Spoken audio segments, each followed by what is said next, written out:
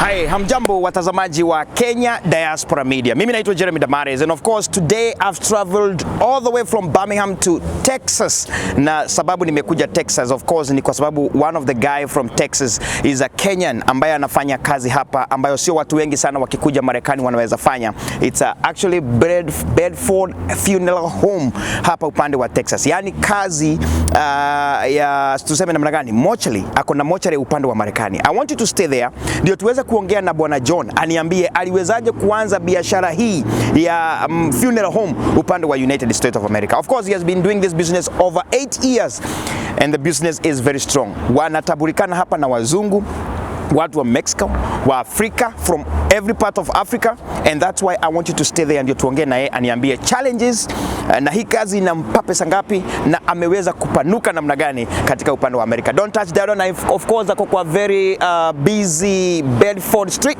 from the airport of Dallas is around 7 minutes to here. So I want you to stay there tuongee na Bwana John. Don't touch that out and remember to subscribe to our channel, Jeremy Damaris.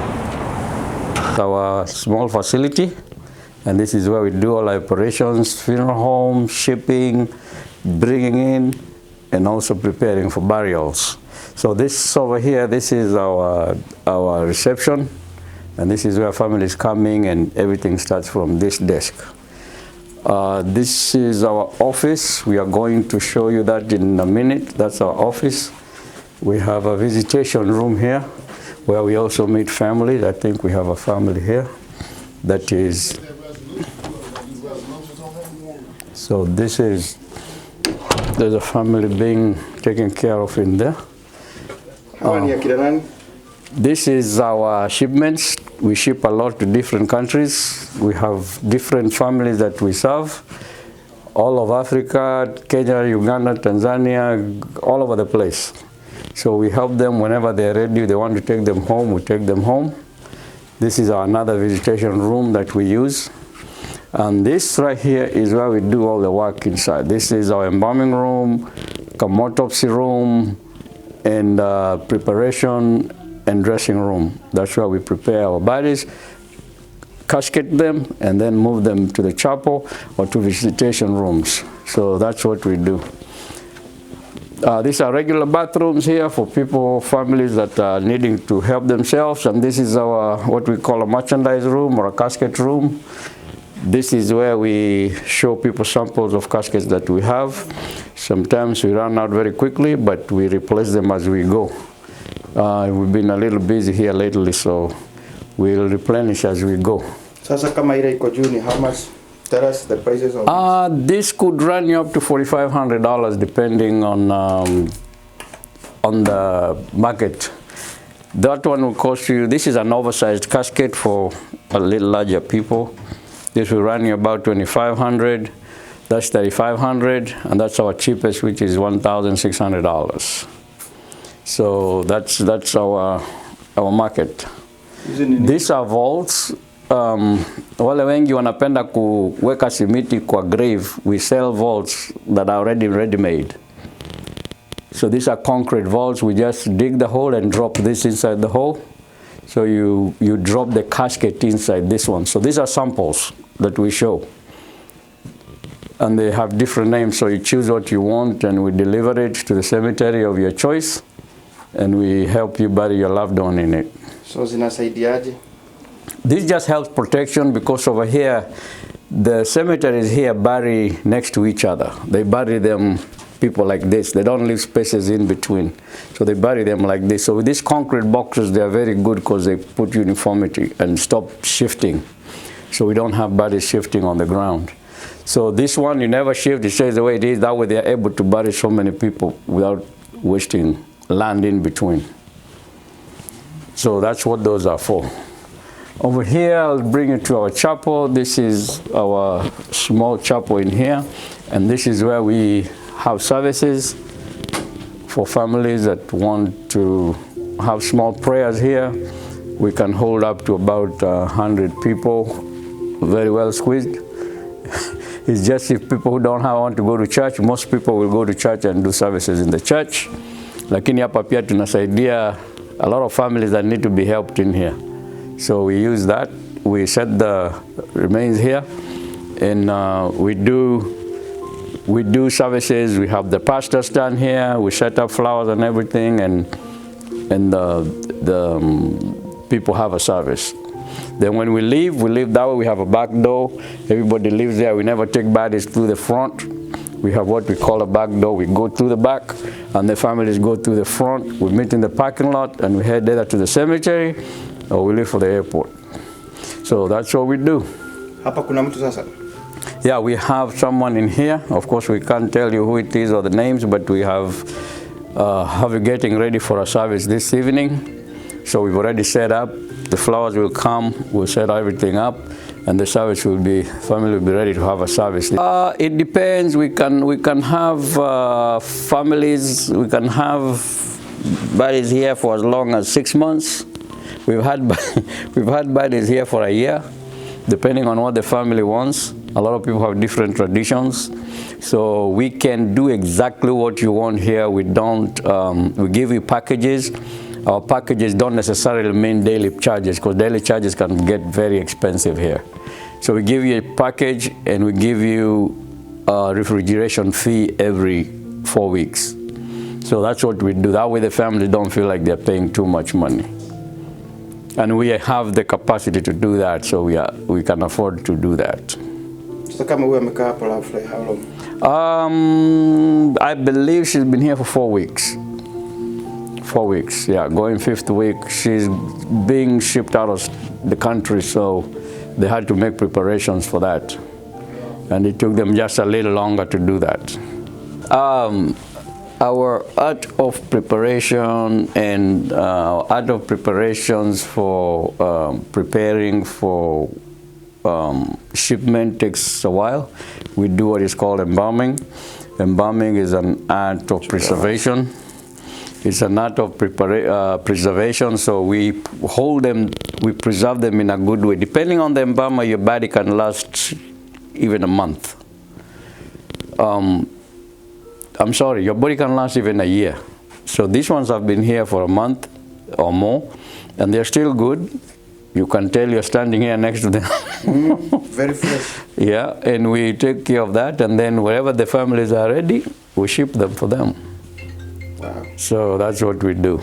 And so this is our small office. This is where we do all our family engagements, appointments, prepare for funerals, prepare for shipping.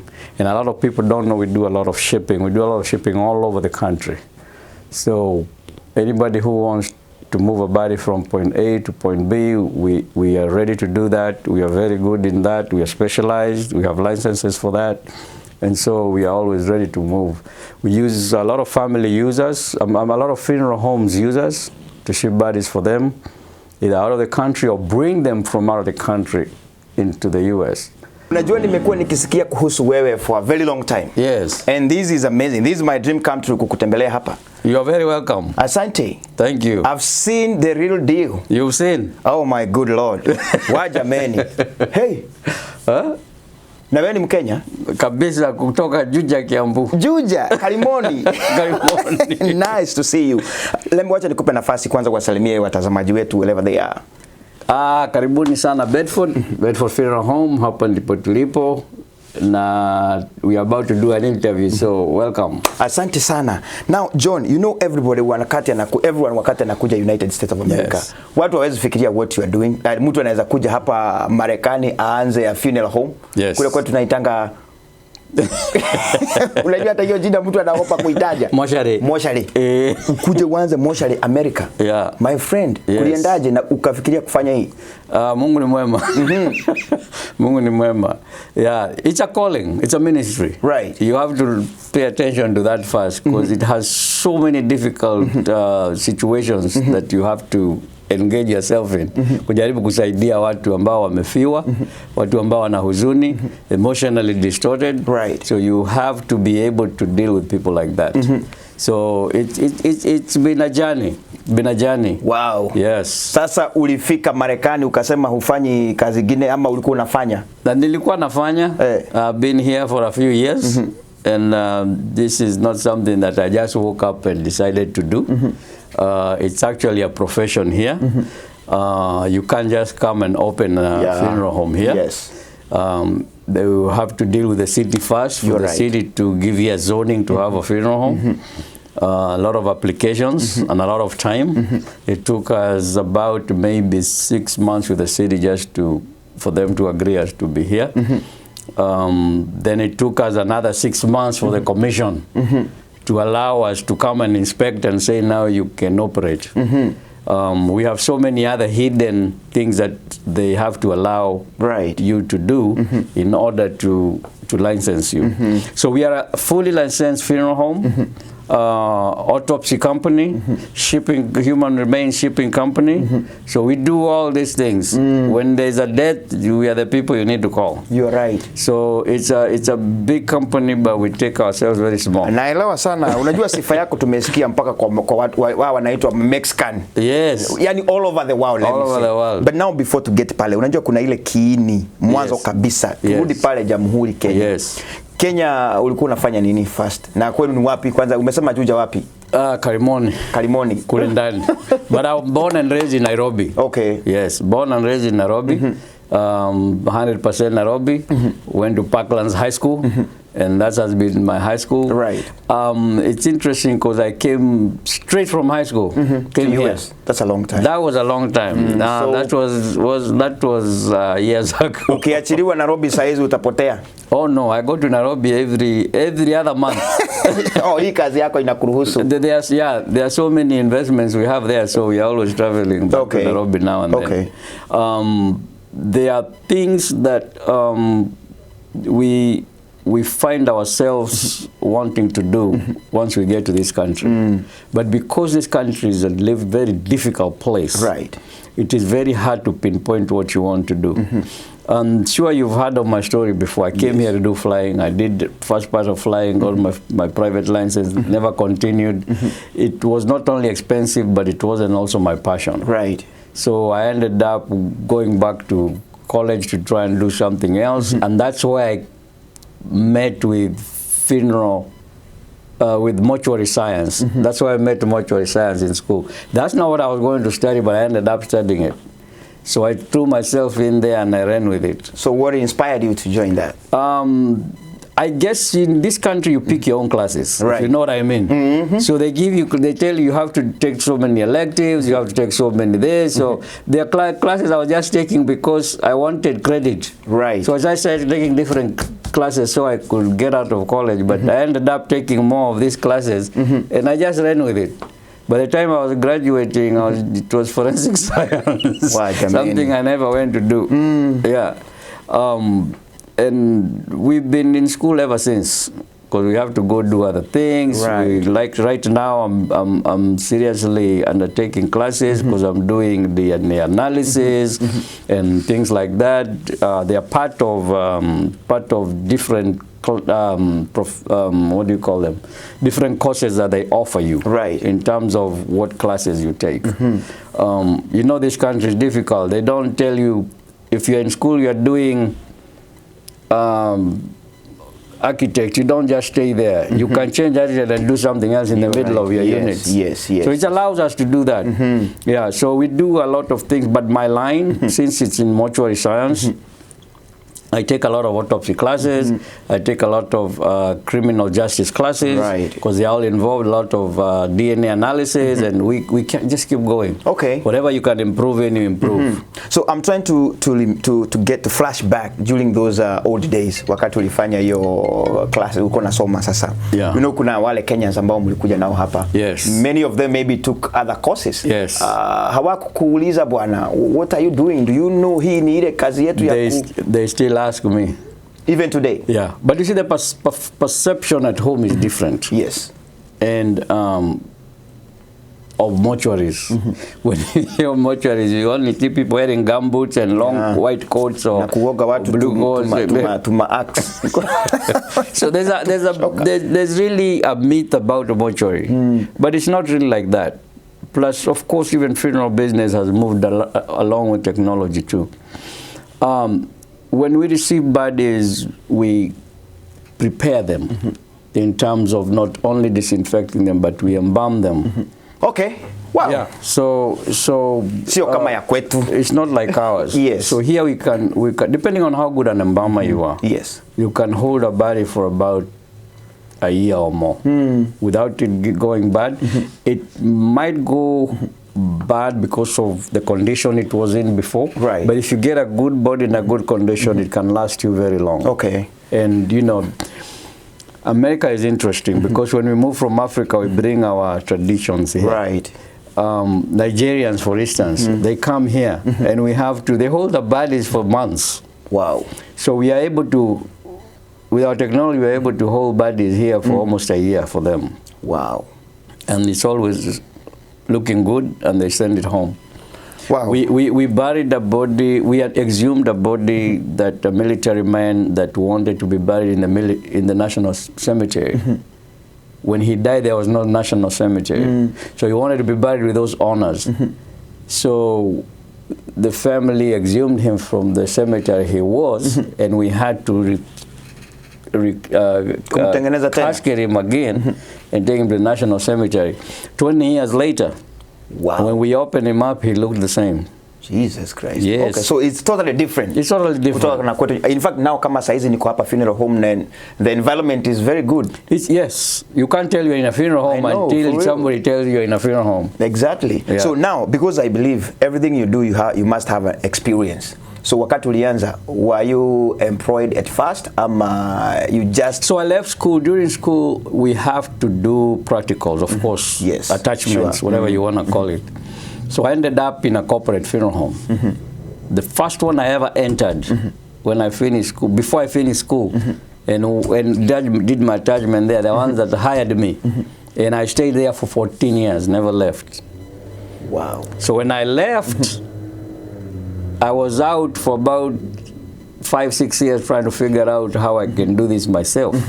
And eventually, after 6 years, this is what I did. So I came, got a building, fixed it, got my licenses, got approved, got inspected. I opened the doors. So you've been here for how long? This is going to 8 years here. 8 now. years. Yeah. Wow. Now, of course, you have family, your wife and kids. So when you told your wife, now I want to have my own business. Well, no, I didn't have a wife. You didn't have? Not then. Oh, you were just, okay. Yeah, I was. Yeah, so I just decided to decide myself. Oh, okay. But I had a daughter. Oh, sure. Yeah. Okay. But I had a daughter. Yeye anachukua kazi ni sawa. Well, I started doing this business when she was 5. Oh, yeah? And so I went to do pickups with her. I did preparations when she was small. She didn't figure out what was going on. And of course, you just met her now. She's grown. Anafanya hapa she's pia. Doing the same thing. She has no fear because she's grown in it. I know. Yeah. Wow. So now the community. So tujeme sasa hii funeral home. Wale watu haswa huo unaleta hapa ni Kenyans ama ni watu We have everybody coming through here. You know, America is a melting pot. Yes. And so we have the Americans, white, black. We have Africans. We have Indians. We have Mexicans. We have all sorts of people. And the most interesting part is they all have different cultures and traditions. Right. We have to find ourselves mixing on each one of them. We do a lot of Muslims funerals because in America Muslims are different from the Muslims we know back home. So they believe in us because I guess we are from Africa. So we do a bunch of them. So we do everybody. We don't bagua. So customer wale wengi ni gani? Ama ni balanced? It's very balanced. Just like us, at Americans want traditions. Most of them feel like they are comfortable going to their white funeral homes or black funeral homes. Yes. So, you know, Africans feel comfortable here. Most of them come here and I can't say anything because to me, Africans, we are used to negotiating. I know. They don't follow. Even when they come, I throw my price list out the door because they don't go with price list. Wasema hasa wewe tufanyie. Tufanyie hivi tufanyie. Tupatie discount hapa. You know, so I'm used to that. Wow, so unajua kule Kenya sasa we have tunasema mtu akigogwa na gari na pelekangwa sijui city mortuary ama mahali kwingine. Sasa hapa you receive all types of body. Well, what happens is anything police lined up, police business like homicides, accidents, things like this, they go straight to what we call medical examiner's office. Medical examiner's office are the ones that do autopsy for them, investigate what happened. Once they are done, then they call the family and they release the bodies to the families. So the families call us. Then we go pick them up from there. Then our part is to start preparing for burial. And so that's what we do. So we don't, unless the only bodies we pick straight are bodies that are at the hospital or at the house. Okay. If somebody is sick at the house and the hospice being taken care of by nursing company, when they pass, the nurses will call us. We'll go pick them up from the house. But we don't pick anybody from the street. We are not allowed. Okay. As you said, pale, ya kwamba this is a ministry. It's just have to come from you. Kuna hii ingine huwezi potelea sana kuogopa maiti, you know, like sisi mahali tumelelewa tumetoka, maiti sio kitu ya kutajataja, kuguzaguza ama kuona kila wakati. So hii college, ulikuwa na challenge at first ama sasa? Of course, I'll tell you a little story. When I started doing this work, I was in school. It was part of that, going to do your practicals in this place. So I went to this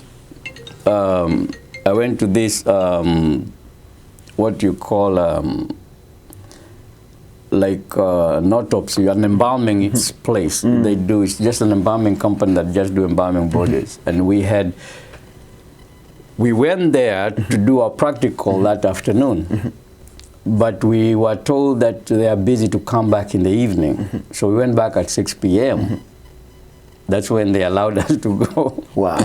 But when I got there, the other people we were supposed to come with never showed up. So I was by myself.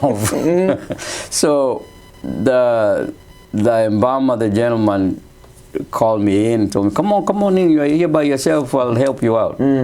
So we started working. At that time, I had not touched a body yet. But I had to, because now they have to sign my papers. Sure. So I got in there and we started working. And now and then, he would tell me, just do this, I'll be back. And he walks out. Ooh. So I'm there by myself. This was the first time. And I remember before the end of that day, it was like 8 p.m. He locked the front door and went to the emergency door. He said, well, when you finish, just, you can leave. What? So in that facility, we have automatic lights. You know, the lights that come on when you walk in the room. Right. And they stay on because there's movement going on. If you stay still, guess what happened? The lights go. So I was there, and the first time I was standing around wondering what to do, and the lights went off. I didn't wait for it. I had to look for the door and leave, and I never went back home. I didn't finish the work. But eventually, as I came back to this autopsy case reports for our practicals, right, I started getting used to it. And I learned that the human being is very adaptable. Right. So the more a human being sees something, they get comfortable with it. And you forget that other people are not comfortable with it. Wow. And so I just got adapted to it. And sometimes I'll sit here and we'll do cases. Sometimes everybody will leave. Yesterday, I was so busy. After 5 people left, I said I have to finish work back. I was here till almost 1 a.m. at night, and I finished all my work by myself. And so you kind of, wow, oh my God, you adapt to it. I see. Have you ever had nightmares like? No, not even one. Okay. Even, the good thing is you go home, you forget. I never go home and think about my job. For some reason, I don't. Wow. When I live here, my job is not in my mind. Wow, so now unajua saa zingine watu wanauliza kama mtu ako na pharmacy wakati hakuna customer na wasema kwani watu hawagojeki. So for you now when it's low season, are you like kwani Mungu na kunadaje? No, we don't have low seasons and we don't pray for work in terms of people to die, and I know that's where your question is coming from. Like, no, we don't, because we hear that a lot. There's more in this business than just to receive dead bodies. Right. The people, our ministry is about the people who have lost their loved ones. Sure. Those are the people we concerned ourselves. The dead is dead. You who are suffering from the death, you are our problem. Wow. Because you will come to us with so many questions. You come up with different kind of attitudes to us because you're trying to blame someone. Yes. You come with us with a lot of stress because now your husband or your wife is gone, their younger kids left, and there are those things that you come to us and we see them. A lot of people don't see them. We see that. Yes. And that's where our ministry come in. That's where our responsibility come in. Now we deal with you. We don't. We only take care of the dead person for you, but mostly we deal with you. Because you have more, you are more fractured, and you are more hurting than even that person. That person is gone. Now so, I see. So our ministry is with you. Wow. Yeah. Okay, now at least I understand that one. So maybe when we pray to help people. Yeah, wale ambao wamefiwa. Wamefiwa. Okay, for real. Now I see the word ministry now coming in. Kuna hii mambo ya kupeleka mili nyumbani. So most of the people who are watching us maybe from Kenya, mili mingi huwa inatoka sasa hapa. Yes. So Kenyans ambao wako all over US when they are going through this hard season, how do you help them to? What we have done, I have built a network with a lot of funeral homes all over the country. If I show you the numbers I have for different funeral homes on now 54 states, you'll be surprised. We have funeral homes that we have targeted that can assist our people. And so, for instance, you pass away in Ohio, and you call us, and let's say it's Ohio, whatever place it is, whatever city it is. We have funeral homes. We have a funeral home there called Estes, for instance. People think we own Estes from here. Okay. Because somebody dies, they call Estes. Estes calls us and when they get Africans there or somebody, they'll call us and say, hey, we have an African here, what do you want us to do? They are not our company, but that's what the kind of relationship we have built. So they will call us, we will deal with that family when they are over there, and we will help them. They'll actually pay us, and we will pay the funeral home. Because the funeral home don't want to deal with them because they feel like those are our families. Okay. And so we have built this all over. From California to New York, from Dakota to So most of these people wakienda kwa hizi funerals ziko karibu nao, most of them huwa wanarifaliwa here. Yes. Okay. If you need our help, if you are up there in New York, you don't need our help, then there's a funeral home that can help you. Well, it's okay. But if you feel like you need our services and maybe you understand us more, it's okay. The only reason people call us because we have very affordable prices. I have a package I've been giving I just went up this year because it's getting a little expensive. Right, I know. But I had a package of 11,665. It didn't matter where you died. Whether you died in California, whether you died in New York, you would pay us 11,665 and we'll take you from that hospital all the way back a shaggy in the grave. That's where our money stopped. And we made sure you are taken care of, high class. We move you from here, we fly you to Nairobi, we send you to ourselves back home. We receive you, we clear customs, everything, we transport you to Lee Funeral Home. And we pay Lee Funeral Home as part in the package. And we deliver you from Lee all the way to the Geshagi. Wow. So we give you first class service. And a lot of families like it, and that's why most of them call us. Because you go to an American funeral home here, they'll charge you $13,000 and they'll leave you here at the airport. Once they put you there, you're on your own. You go figure yourself at home. Wow. So it's more affordability. I think that's why people resonate with us. So that means sasa kama maybe any community from Africa wana grieve size wanatafuta njia kupeleka nyumbani. So what is your charges right now? Uniseme ninapeleka mtu Kenya, tuseme Nakuru ama uko na ile fixed charge ama? Yes, now we just moved from 11,665. We only added $400 this year. Now we are 13,000. And 13,000 will pick you up from anywhere in the United States. Up to Geshagi. I don't care whether you're going to Kiambu or you are going to Kisii. Malawi. Uko nini uko mwisho kabisa Kisumu. Malaba uko ndani. It's the same price. Wow. And the people from Western, you know how they stay overnight. It's all included. Wow. We take the body there tonight, we stay there with you. Tomorrow you use our equipment. to bury you, put you in the ground, we take our equipment, we get in our car, we go back to Nairobi. Oh, I think that's a good one. Yeah, we do that for people only in Kenya. So because I always hear people telling me, hey Jeremy, tusaidie kuchangisha pesa, we need 30,000. So now budget at least ya kupeleka mwili mpaka nyumbani, 13,000 John anakupelekea mtu nyumbani. Yes. I think that's a good thing. Up to the village. Wow.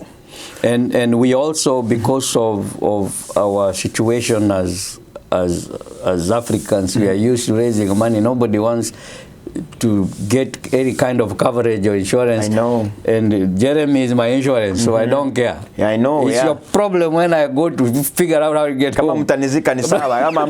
By the way, yeah. Yeah, but I always like to remind our people, especially people who have young families or families at all. If you are the breadwinner and you die today, because we've seen that, those bills are not going to stop coming tomorrow. No. They'll still find your wife in that house, yes, and your kids in that same place. So for you to be able to take care of that, nafikiri kujipanga ni kitu cha muhimu. You know? You panga yourself where if something happens to you, your family is taken care of at least for a few years. They'll sort themselves out as life goes on. But you make it easier for them. I know. You know? So, hiyo umetaja ni muhimu sana. And of course I would ask you, sasa kuna njia, unajua kuna Wakenya wengi kama venye umesema, anasema mimi nikikufa mnizike msinizike, hiyo ni shauri yenu. Kuna process nyingi kama John Funeral of Home, ni blood fund, right? Mko na process mnaweza encourage Kenyans to waingie kwa hii insurance ama kitu kama hiyo? Yes. You're not dealing with our people. For us, I've been here for over 30 years. Yes. So my mentality has shifted. Yes, I know. To help our people sometimes can be difficult. They don't believe in life insurance. Very few believe in life insurance. Na ukiwaambia in life insurance, unaona kama unawaambia wanakufa kesho. Yes. And so we don't pay much attention to that. And I think I tried to do some study and research why we behave like that. And I think the only thing I came with a conclusion is we are directed what to do since we are in primary. Tunachapwa, tunaambiwa. So we do things because we are being forced to do them. Or we are forced to do things in a directional way. And so what happens is the only thing we pay for, like car insurance, we pay this because we are being forced by the law to do it. So we paid. If we were never forced, we would never pay for it. We wouldn't care. And so that's what we came to understand. So we used to introduce people to insurance companies, and people paid the first time, the second time, but because they are not being forced, and nobody's chasing them. They're not saying like they're dying, it lapses. They let it lapse. Yes. Now maybe it's only $40, $50 a month, but they let it lapse. So they kicked out of the insurance. So we sat down and tried to figure out how do we help our people, especially Kenyans, Africans, with a mentality that they don't have to feel forced to pay this. So we got involved with some underwriters, insurance underwriters. We told them what, they were so surprised when we were telling them what we want. We don't want to pay a lot of money and we don't want to pay every month, but we want insurance. Right. So we sat down with them when we came out with a program. And I know you've heard of African Welfare Association. Right. We came up with that plan because that plan is able to pay you up to $50,000, not in cash, but in bills. It will pay your funeral home, it will pay your transportation back home, it will pay up to the village, it will take care of tickets for your family to go bury you. Whether it's at home or it's here, it doesn't matter. They will pay for it. And it is not us. Money don't come to us. Money goes to the insurance company. So you're not paying us. So how much is that? $50,000 you're covered. Now, let me tell you what is interesting. If you are a family of 2 and 2 children under 18, your bill is $270, not monthly, yearly. Wow. So if you cannot afford to pay $200 a year for your family, then you are a little bit disorganized. Wow, I think that's a good. Hiyo tutaongea nyuma ya hema sasa uniambie mambo ya hiyo. Because I need to, kuna mahali tuko na timu kama hiyo na saa zingine it becomes very expensive. It can become expensive. Exactly. Now, before we come back ama tukirudi, nataka uniambie maybe some of the challenges that you go through either here ama kupeleka mili nyumbani. There was a time I had a case, kuna mtu alipelekwa nyumbani akapasuka kama hajafika kuzikwa. I don't know what happened, but you'll tell us when we come back. Jeremy Damare is here. Don't touch that dial. Tunarudi na Bwana John in a few.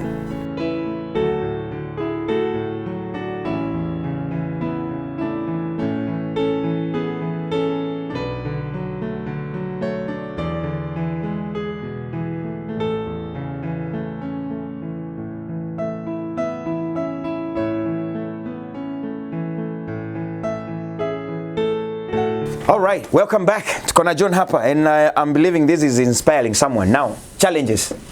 Unajua mimi naona kama umekaa vizuri sana. So some of the challenges you go through. Unamaanisha vile nimekaa hapa? No, lakini sasa kulingana na nimesikia hiyo mambo yote, hii biashara imeshika mizizi vizuri. Yes. We thank God. Yeah. We thank God. Mtu anafikiria sasa huna challenges? Yeah, we cannot take pride in our own achievements. Without God, it will not be easy. Right. Because challenges ziko. Big challenges. People try to sue us here. Oh, really? Yes, because maybe they come, the body was not looking good, and in Kenya they couldn't care in Africa, but here there's an opportunity to sue you. Yes. So God has always been on our side, though. We've never. So mtu anakusema watu wa kwetu wanakusema ama ni watu wa huku? Hata wa huku ndio wengi. Oh yeah. But we thank God because we've never had to pay anybody for anything that we did wrong.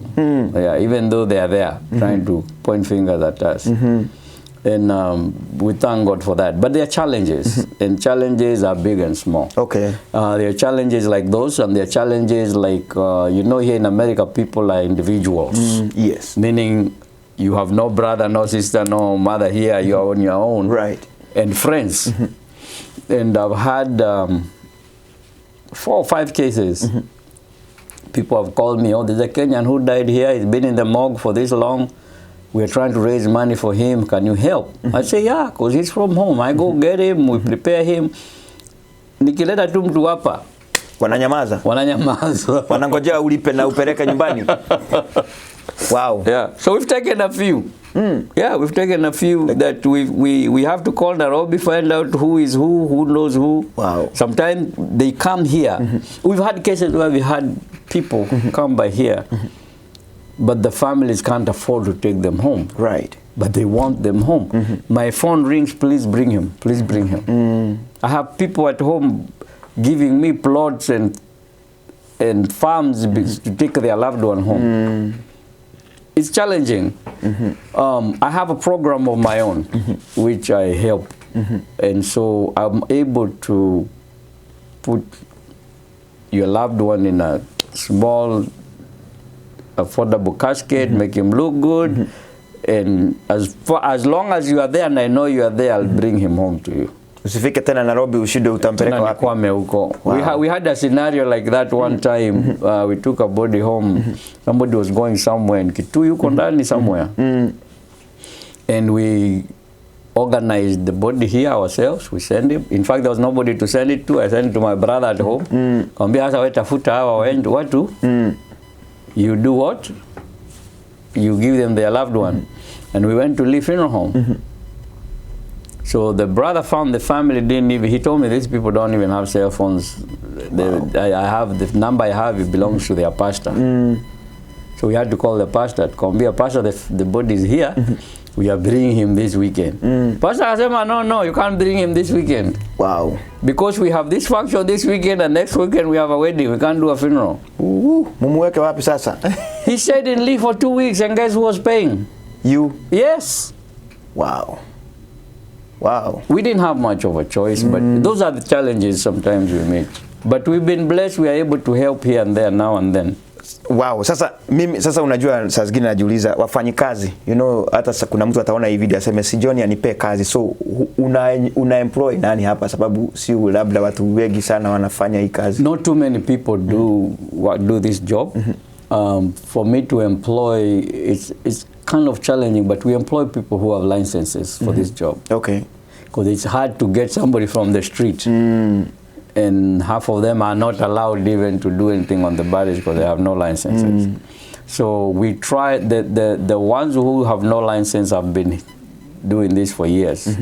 Hatutaki kukutoa huko tena tunaanza kukutoa uoga. I know, you know, we don't lazima kuwe na ujasiri. Lazima uwe na ujasiri, lazima uwe umejiweza, umejua kazi na unaweza kufanya hii kazi and you are able.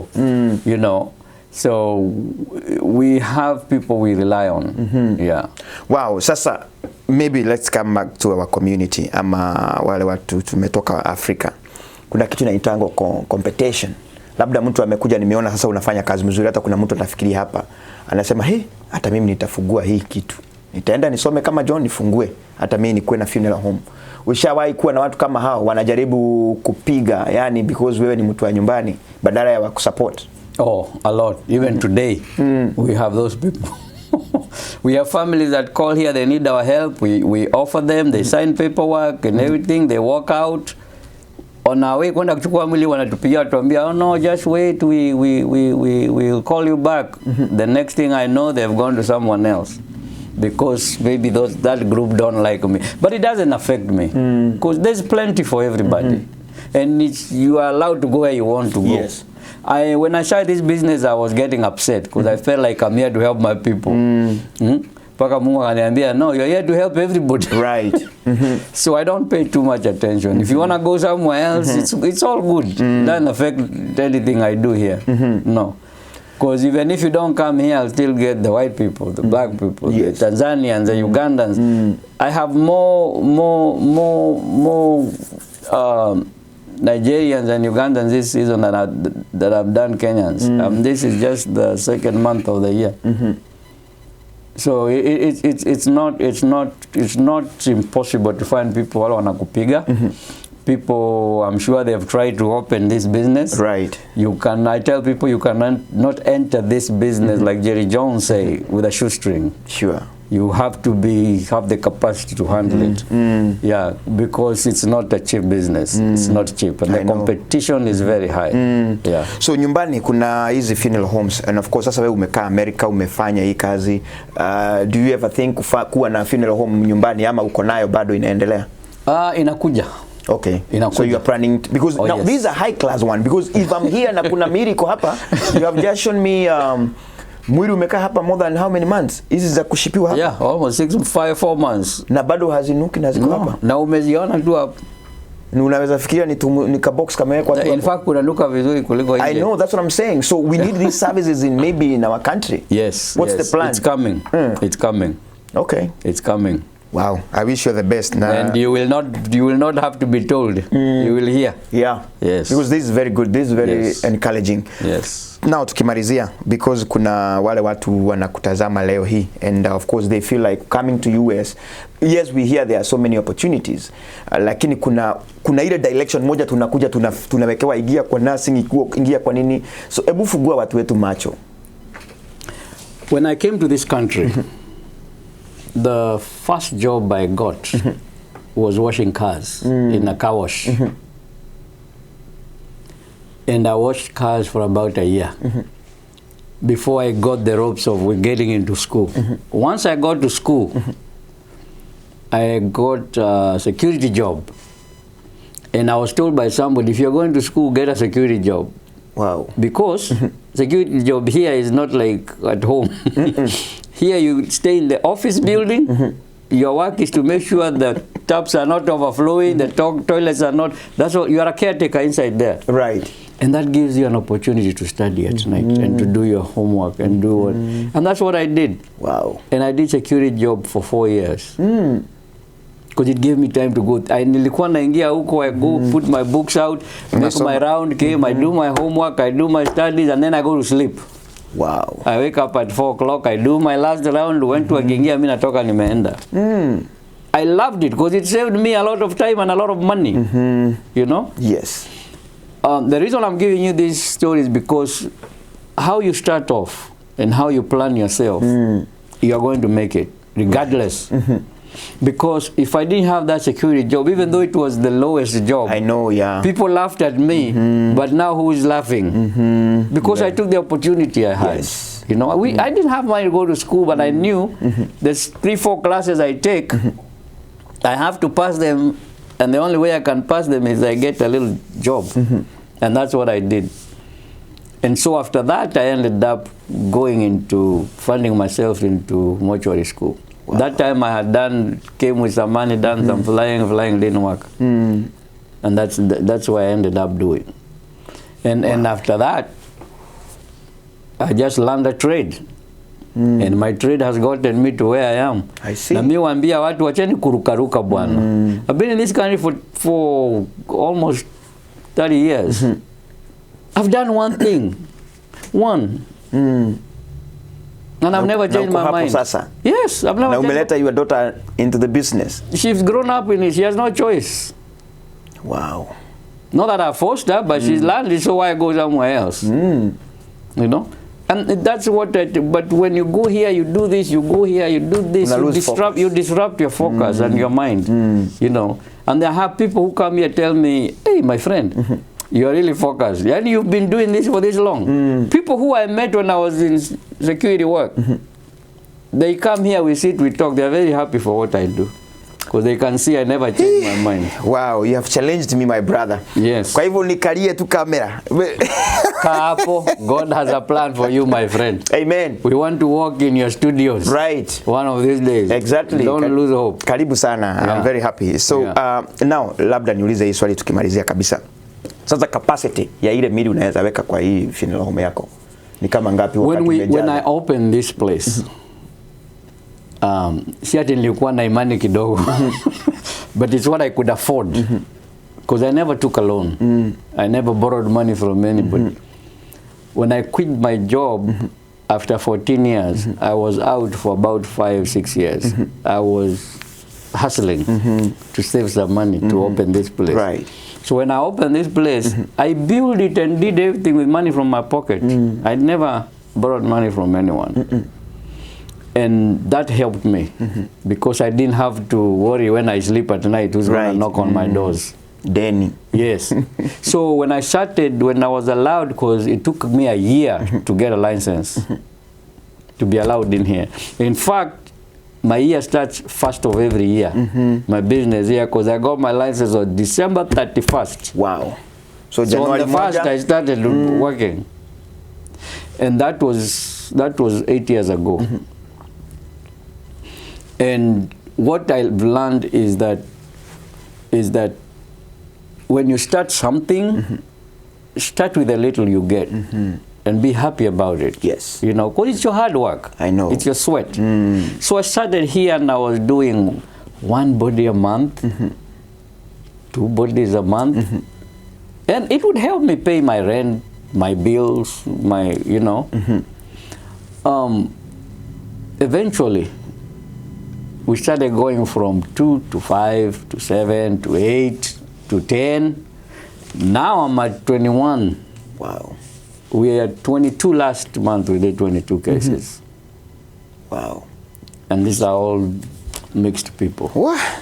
And we are having issues because we had to get a different place to turn it into our care center, where we do our embalming, our storage, our everything.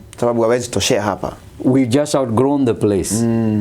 Sometimes you can come here and it's a madhouse. Wow. Because we have 5, 6, 7 families, they all want to be served. We don't even have room.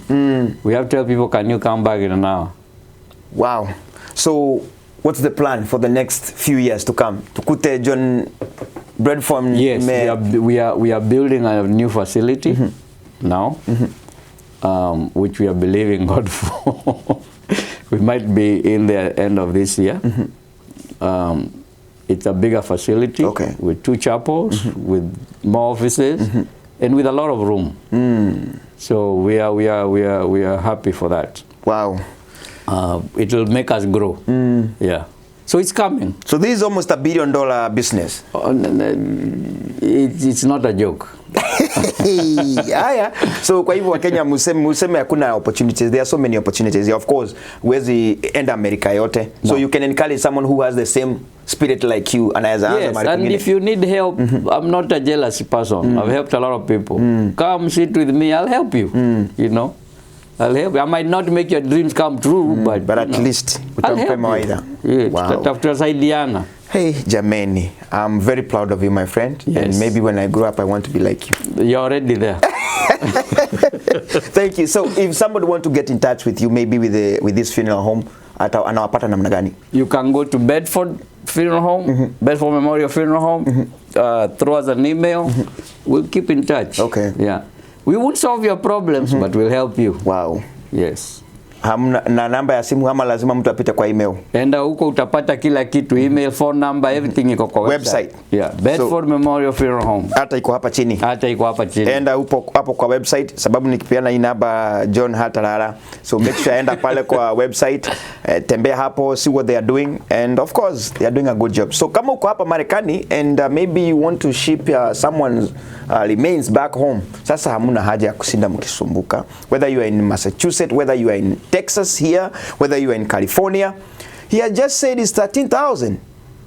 Jameni, na pia kuna idea za zile unaweza lipa 270. We're covered. A couple. A couple. A single person. If you don't have a wife, you can pay even as low as 100 a year. Hey, take the advantage. Na ninajua mtakuwa kunishukuru baadaye. I'm very proud of you and may God enlarge this business. Na Africa Welfare Association. Africa Welfare Association. Go there. Enda pale pia ni website. Website. Tafuta hiyo. Jiregister hapo. Mambo yote ni online. Na usiseme ni mimi nimekutuma. Wewe jijaze kivyako. Jijaze huko tu. Kuna period. Unajua kuna period wanasema lazima ukae miezi fulani. Unajua hapana, wewe ingia hapo. Ujiset, ujipange, ukiwa na shida, piga simu. Haya. Thank you very much. Jeremy Damares here from Texas. Hii street inaitwaje? Bedford Road. Bedford Road. Bedford Funeral Home, Bedford Road in Bedford, Texas. Unajua wazee wakifika mahali wanasema nitaenda nyumbani kusimama nikuwe governor. Do you think something like that? Actually, I did not the other one, but the other one. Yeah. The 2013. 13. Ulisimama governor? I was in Westlands, not governor MP wa Westlands. Yes. Na wajui mtu kama wewe venye umesaidia community. Sasa hata nikiingia huko wananiona tu wananiambia, even this time they wanted me to go, but I have so many other things I'm trying to do. I'll give them maybe next one. Haya sasa, I wish you the best. Yes. But of course kama wewe ni watu wa Westlands, I think this guy is the real deal. So hamna haja ya kusema ati mtu amebadilisha America hapa, how comes hawezi badilisha Kenya? I'm very proud of you. Thank you, sir. Na hata kama ni president, man, we need people who have experience. Wameona ile maisha inaendelea hapa. We even tell them they have a diaspora office in Kenya. Put people from diaspora in that office. Exactly. We don't know how to take from people. We don't know how to use shortcuts. We do what we've been told to do here. Exactly. Use us. Take advantage of us. Don't just take advantage of our remittances. Wewe ukienda kusimama nitabadilisha kula yangu nikuje kule nikuwekee kula. Thank you very much. Jeremy Damares, asanteni sana, and always remember to subscribe to our channel, and thank you very much, and of course visit the website for the Bedford John Bedford Funeral Home. Jione mambo. Thank you very much. God bless you. Asante sana.